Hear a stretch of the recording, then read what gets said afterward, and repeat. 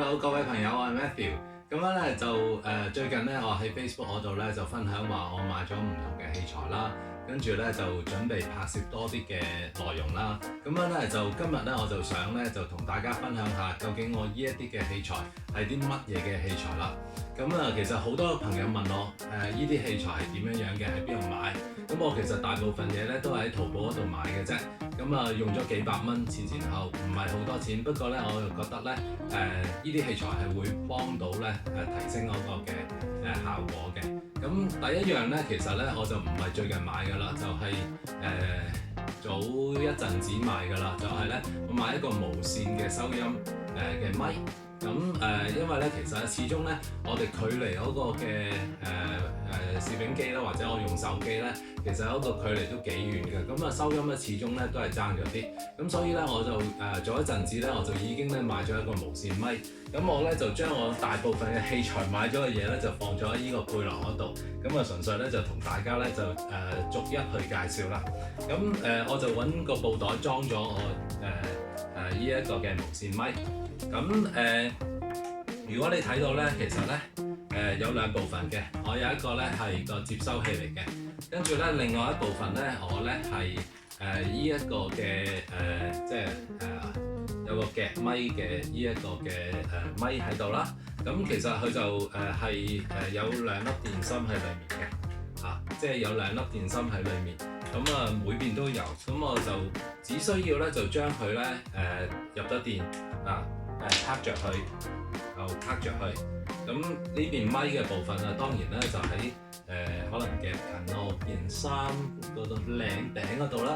跟住咧我就將呢一個咧就放喺我嘅褲後邊啦。喺今次嘅情況底下係啦，跟住咧另外一邊咧，其實咧大家就要留意啊！如果你係插落相機咧，可能直接插就得啦。但係插落手機咧，之前咧其實咧你係需要咧有一個咧adapter 嘅轉換器，咁插翻喺咪嗰個位置，咁樣咧就插翻去有條線啦咁樣咧就將佢咧就插落去嗰個嘅好似我嘅處境，我就插落去個電話度啦。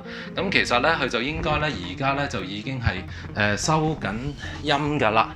咁我相信大家咧已經聽到咧嗰個收音嗰個效果咧已經唔同咗啦。咁首先咧就要解決咗咧我遙遠咧去講嘢嘅時候咧，都仍然咧就收音清晰先啦。咁呢個咧就係我用嚟解決收音嘅問題。咁之後咧，我就發覺咧，其實咧好多時候我影嘅時候咧，我可能會背光嘅，甚至乎咧有陣時候咧，我夜晚黑影嘅時候咧，基本上啲燈光咧係冇辦法咧容許我繼續去拍攝啊。咁所以咧，我咧就喺度諗我要買翻一啲嘅補光燈。咁我第一個反應咧就係諗住買一啲圓圈嘅補光燈，咁就可以做主播啊嘛。咁樣咧我就真係走咗去買圓圈補光燈。咁買圓圈補光燈嗰陣時候咧，其實咧我就買咗成套嘅，咁佢就包埋一啲嘅腳架。咁呢啲嘅腳架咧，其實咧就好單薄嘅啫，因為太平啦。咁無論如何都好啦，咁佢有個咁樣嘅腳架，你可以用呢啲嘅腳架嚟去，譬如你係喺個環境你企喺度嘅，咁呢啲腳架咧其實咧佢可以咧升到好高嘅，即係可以升到好高嘅。咁但係咧，其實咧喺我個實際處境嗰陣時候咧，我好多時候咧我都係喺我個書台上邊去幫助或者拍攝啦。咁所以咧其實咧我咧就又買咗一啲咧，其實咧就係啲矮身嘅腳架，等我睇下揾唔揾到先啊。咁買咗啲矮身嘅腳架，係啦。咁樣咧就我啲八爪魚腳架，係啦，我揾到啦。OK。係啦，呢啲咁樣嘅八爪魚腳架其實咧都係相當之方便啊，因為咧佢咧典型咧呢啲八爪魚個頂咧係可以咧有個雲台，佢哋叫呢啲做雲台喺度轉嚟轉去嘅。咁呢啲腳架咧其實咧就係好平嘅啫。咁係啦，我就買咗一個嘅圓圈補光燈啊嘛。咁等我攞個圓圈補光燈出嚟先。係啦，咁喺呢度好。咁樣咧，呢個就係嗰個圓圈補光燈。咁如果咧，我係安上去呢一啲嘅矮身嘅八爪魚腳架呢，其實呢，佢呢一安上去就已經有個雲台，咁你又可以呢，就即刻呢，就轉換唔同嘅方向，咁轉換唔同嘅方向，咁就好方便嘅。咁但係如果呢，我唔係安喺呢啲嘅八爪魚嘅腳架度嗰陣時候呢，我呢就需要呢有一個呢嘅雲台呢，就安上去呢一啲嘅腳架上邊。咁如果我買成套嘅套餐嗰陣時候呢，佢就已經包埋咗一個呢類似咁樣嘅雲台啦。類似咁樣嘅雲台，咁你睇得唔係好清楚，唔緊要啦。咁我估大家都明白嗰個嘅 idea。咁純粹呢，我就係由呢一度呢，就拆咗呢一個嘅八爪魚腳架出嚟先啦。八爪魚腳架嘅好處呢，就仲有一個好處呢，就係呢，佢呢度呢可以彎得好緊要㗎。咁你就可以咧找住唔同嘅地方咧，去幫你咧可以做到嗰個嘅角度同埋個效果咯。咁所以我都覺得呢一個幾好。另外呢一個咧就我首先咧我就會將呢個圓圈咧就會鑲咗上去個雲台上邊先嘅。咁我就扭咗上去先啦，係啦。扭咗上去，跟住咧，其實咧個雲台嗰度咧就可以轉換個方向，轉換個方向嘅。咁我而家暫時就唔轉啦。咁依啲嘅腳架咧，去嚟嗰陣時候都幾好啦，有粒的咁防止你咧拮親。咁我就會放喺上邊，放喺上邊。咁我咧就純粹咧就係扭翻實去啦。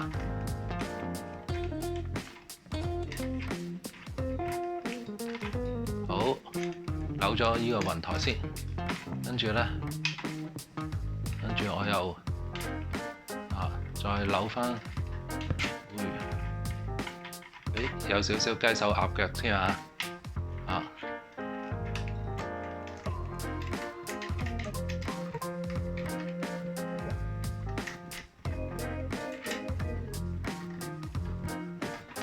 好，大致理念我估大家明白啦。咁樣咧，我裝完之後咧，嗱，等我插着呢盞燈俾大家睇下先。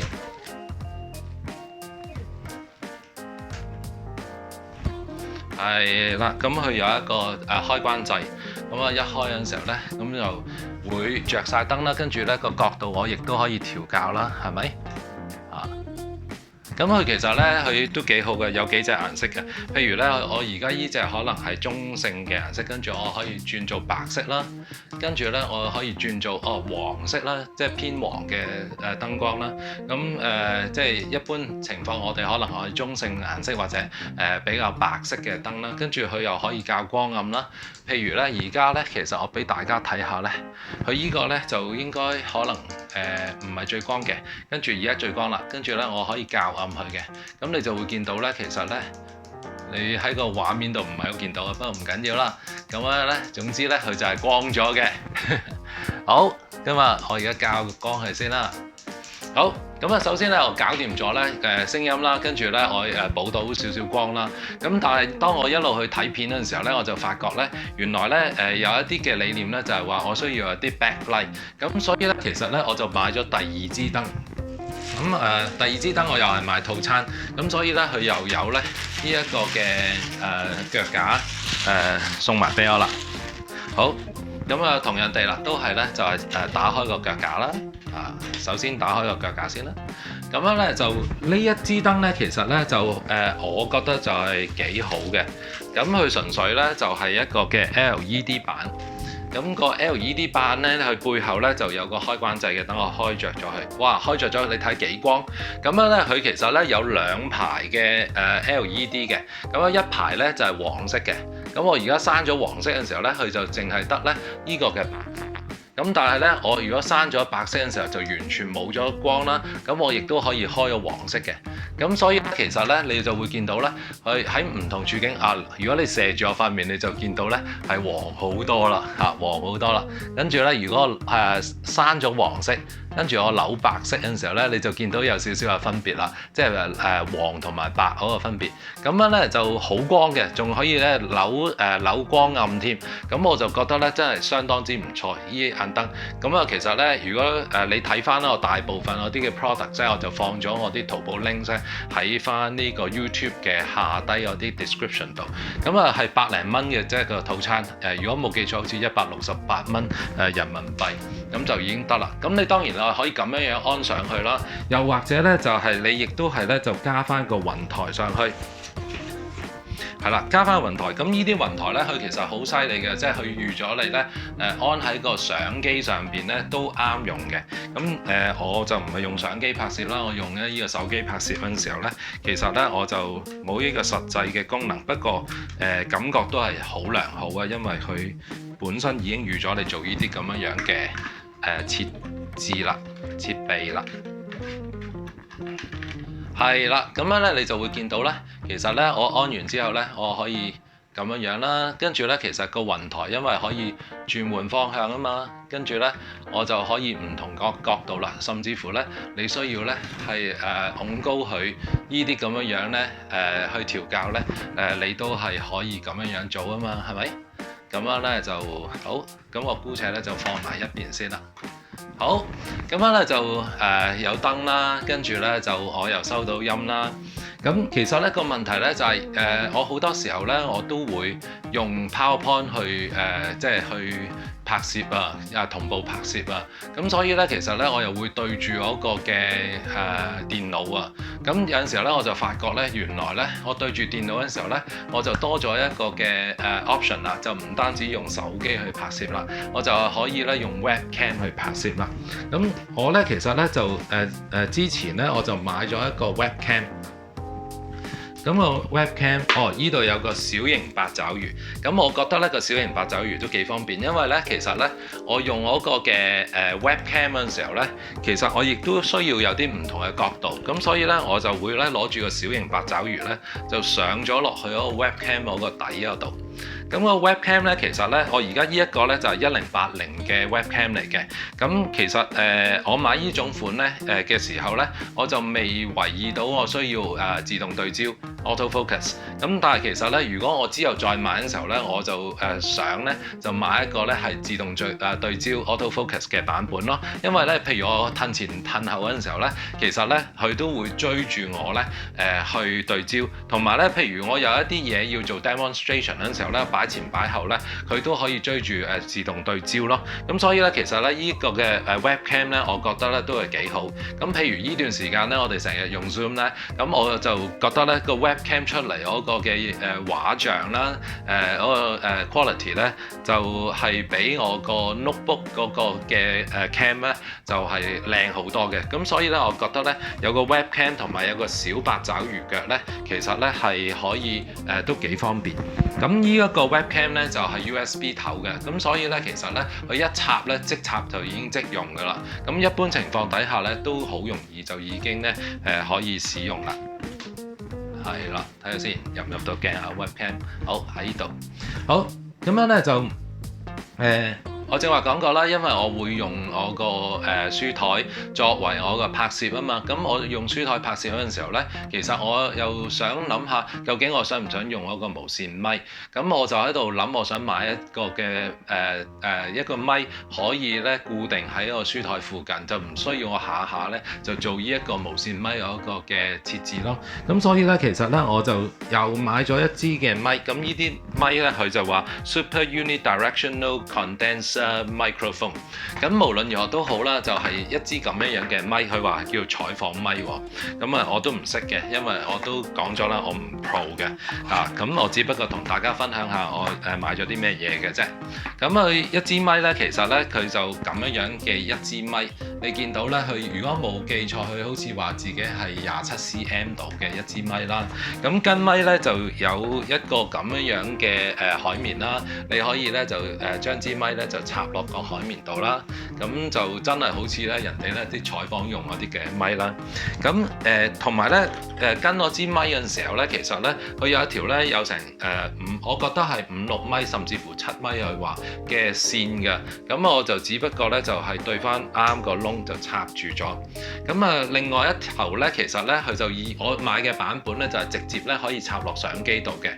咁同樣地啦，如果我要插落去手機或者插落電腦咧，我可可能咧就要咧配合翻去跟個咪咧就已經有嗰個嘅adapter 嘅 cable 啦。咁我又係啦，就對翻啱咧嗰個咪嗰個位咧，我就插咗落去啦。跟住咧，我依度咧就係我嚟插落去嗰個嘅手機，或者咧插落去個電腦度。咁我基本上咧就已經咧係可以對住嚟去講嘢㗎啦。咁我其實琴日咧我就試過咧，原來咧我對住咧大約咧6至10寸呢啲位咧，其實佢個收音都幾好㗎。咁佢有兩個模式嘅，有一個叫做 normal 嘅模式，有一個咧就叫做咧 tele 嘅模式。咁 tele 嘅模式咧就離遠收音咧就收得好都幾好咯。咁呢啲咪咧其實咧裡面咧係需要入電芯嘅，咁我拆開俾大家望一望先啦。咁個咪尾嗰陣時候咧，其實咧佢咧就要扭開佢，扭開佢嗰陣時候咧，其實咧裡面咧就係有一支嘅電芯咧係要安裝落去咯。咁你見到咧就有一個電芯，跟住咧我就安裝落去。咁所以咧其實咧佢咧本身咧係已經咧係做咗某啲嘅方式，令到你嗰個咪咧嗰個嘅performance 咧能夠更加好。咁我琴日試過啦，就攞住支咪咧個收音咧係好明顯咧啲環境聲音咧就係隔開咗，就冇再幫我收啲環境聲音咯。所以咧其實依個都幾好。咁佢跟住個咪咧，其實咧佢就會有一個咁樣嘅架啦，同埋咧另外依啲咁樣嘅架。咁依個架咧同樣地都係可以放喺嗰個嘅相機上邊嗰個嘅位置，你可以扭上去嘅。咁同樣地啦，即係如果你唔中意嗰陣時候咧，其實咧你亦都係可以咧扭落去呢啲咁樣嘅八爪魚嘅架上邊啦。扭咗落去呢啲嘅八爪魚三腳架上邊嘅時候咧，其實咧你就已經有一個嘅咪 stand 啦。而個咪 stand 咧，你就可以放咗喺度咧，愛嚟咧即係對住自己去去講嘢啦。好，咁但係咧，其實咧我就即係希望要求再高啲嘅時候，我就諗住咧個咪未必入鏡啊，唔想個咪入鏡嘅時候咧，咁我咧就買咗個伸縮架。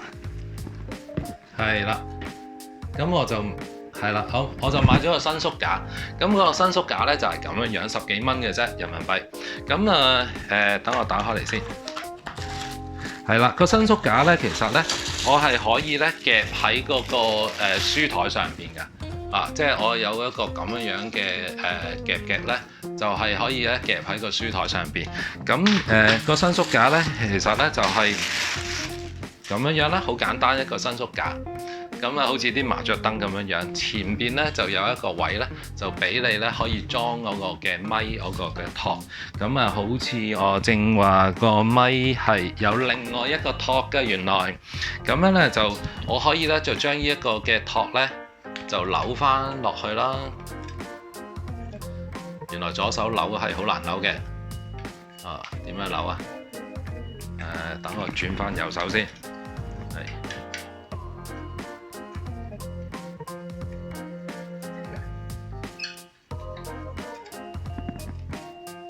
係啦，咁當我有個咁樣嘅時候咧，我就可以咧凌空咧就將支咪咧就掛喺我依度上邊，咁又唔入個鏡頭，咁令到我咧個拍攝咧就唔會多咗支咪喺我嗰個嘅畫面嗰度咯。好，咁依個就係伸縮架啦。咁好似我正話咁樣講咧，你個伸縮架咧係可以咧插咗落去咧就轉換方向，跟住咧就可以好方便咧就調校你嗰個咪嘅角度啦。好，依個就係伸縮架。好，跟住咧就係啦。除此之外咧，其實咧就最大工程嗰個咧就叫做柔光箱。咁個柔光箱咧就係愛嚟補你嗰個面嗰個嘅主要嘅光嘅。咁原來我最初以為咧一個圓圈咧就足夠，但係當我一路去睇人哋有啲嘅教學片嗰陣時候咧，一個圓圈呢啲燈咧就未必足夠。咁但係平時我做 Zoom 咧，我就發覺咧呢個圓圈燈咧都已經我滿足咗我個基本要求啦。好，咁我又想咧就將呢個圓圈燈就放埋一邊先，跟住咧呢一個又放埋一邊先，係啦。好，咁所以咧我又多咗一支腳架。嚇。跟住依支腳架咧，其實咧就朋友俾嘅，不過我原本咧我就買咗另外一支嘅油燈箱，其實係方便少少嘅嗰個。不過我朋友俾我依一支咧就實淨啲，不過個理論或者個理念咧，其實個目的都係一樣嘅啫。你需要一個咧比較強嘅主燈光嚇咁樣，咁跟嗰個嘅油燈箱咧，其實咧就有個燈架，咁個燈架咧喺呢一個咧就係重型少少，咁喺重型少少咧，其實咧你就會見到有啲咁樣嘅裝置喺度啦，咁我就套入去個頂嗰度先啦，俾大家有個概念啦。咁我之前咧譬如你一陣間睇到如果你睇我個 YouTube description 嗰度咧，你就會睇到咧，我買一個咧就會簡單啲嘅，不過咧等大家有個概念嘅啫。而家咁跟住咧，其實咧佢就有一個咧有把遮嘅，其實我買一個，咁但係呢個咧就係有一個嘅叫做嗰個嘅燈箱嗰個嘅我都唔知點樣叫啊，即係有個 shade 啦咁其實咧，你就會將呢啲咁樣嘅支架咧，就會撐開佢啦。咁我而家咧嘗試睇下我有冇得簡單去做呢個示範先。好，係啦，做唔做到咧？可能得嘅嚇。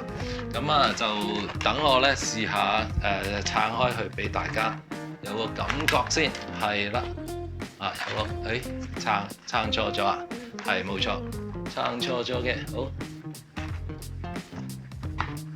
好，而家我撐咗兩隻腳啦，跟住咧就我撐埋依邊先，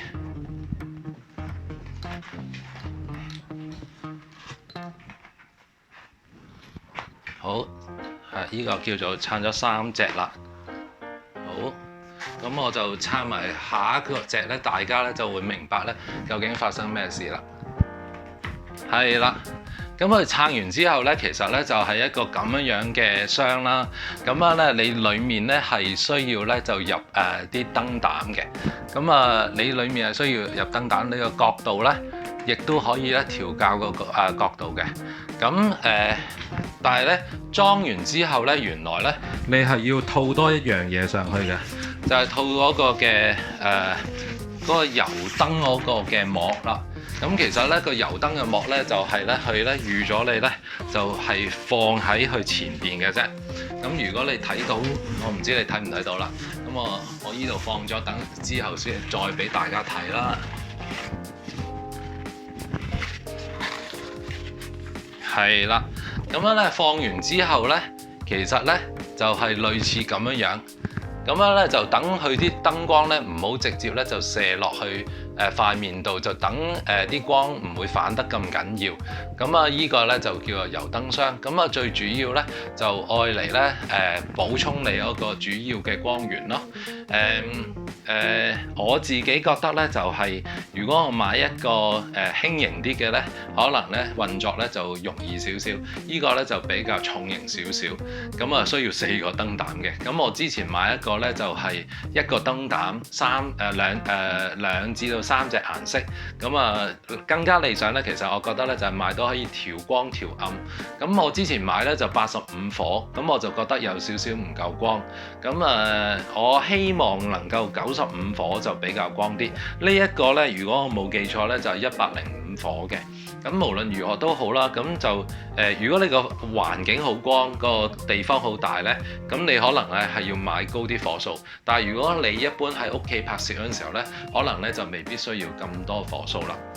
好，講到呢度咧，其實咧我個背囊咧已經清咗袋啦，冇晒嘢喺裏面咯。